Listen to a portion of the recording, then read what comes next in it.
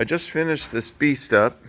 This is the old guy here. Like I said, it was impossible to build heat exchanger. So this is the one, dual cores, shares the same header plate. And what I had done here was ordered these cores to be custom built from a local builder. He did a really good job. Then I machined these two 5/8 plates. I made them a little bit thicker. Tinned these tubes and forged them. I'm all done now. It really came out nice.